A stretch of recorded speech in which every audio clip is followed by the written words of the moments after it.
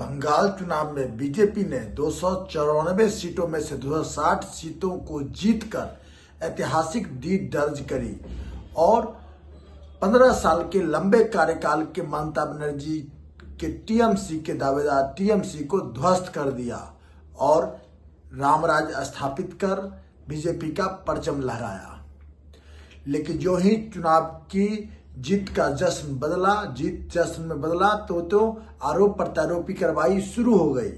चुनाव के दौरान भी हमने देखा कई सारे विपक्षी दलों में और बीजेपी और टीएमसी के बीच में काफी नोकझोंक चलती रही।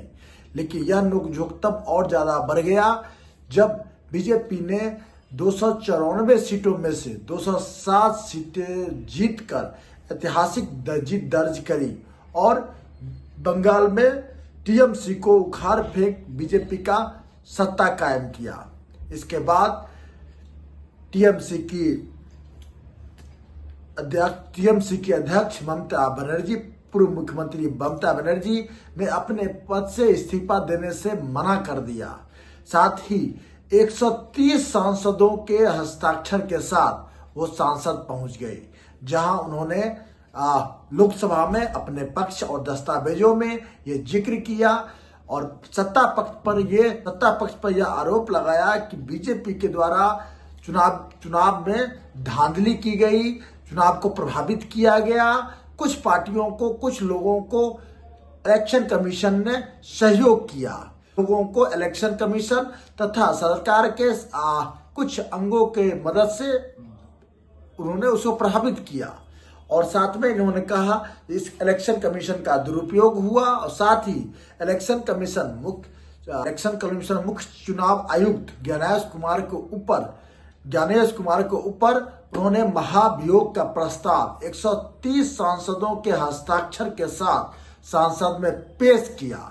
लेकिन बहस चली और कुछ समय बाद ही इस महाभियोग को आगे प्रोसेसिंग में जाने से पहले ही निरस्त कर दिया गया, क्योंकि मुख्य लोकसभा स्पीकर ओम बिरला ने बताया कि जितनी भी चीजें बताई गई है आधारहीन है और उसके ठोस साक्ष्य नहीं है, जिसके कारण जो महाभियोग इतिहास में पहली बार ऐसा हुआ जो इलेक्शन कमीशन ऑफ इंडिया के चीफ के ऊपर ज्ञानेश कुमार के ऊपर महाभियोग की प्रक्रिया के लिए टीएमसी की प्रमुख ममता बनर्जी ने इसे 130 सांसदों के हस्ताक्षर के साथ संसद में पेश किया।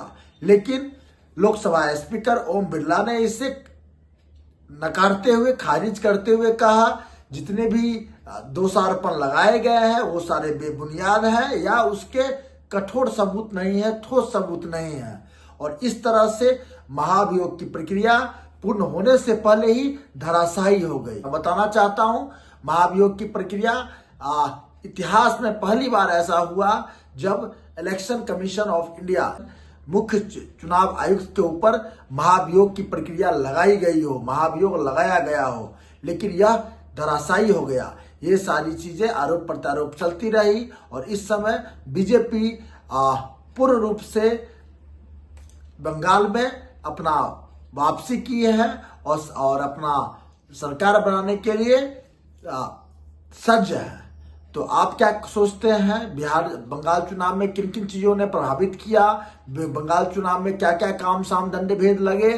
ठीक है, जैसा कि मैं बता दूं आपको, निष्पक्ष रूप से कोई भी चुनावी पार्टियां अब सत्ता के सिंहासन को पकड़ने के लिए, वहां तक पहुंचने के लिए सारों जद्दोजहद करती है, लेकिन संवैधानिक दायरों को नांगते हुए नहीं। जैसा कि स्पीकर ओम बिरला ने बताया, जो विपक्ष द्वारा जो पेश की गई 130 सांसदों के हस्ताक्षर के साथ जो महाभियोग की प्रक्रिया को जारी करने के लिए कहा गया, election commission of India chief justice मुख्य चुनाव आयुक्त ज्ञानेश कुमार के ऊपर महाभियोग के प्रस्ताव जो रखा, उसे यह कह के खारिज कर दिया कि यह संवैधानिक मापदंडों को पूरा नहीं करता है, और इसके ठोस साक्ष्य नहीं है। तो आप क्या सोचते हैं बंगाल चुनाव में किस प्रकार में बीजेपी ने जीत दर्ज की है?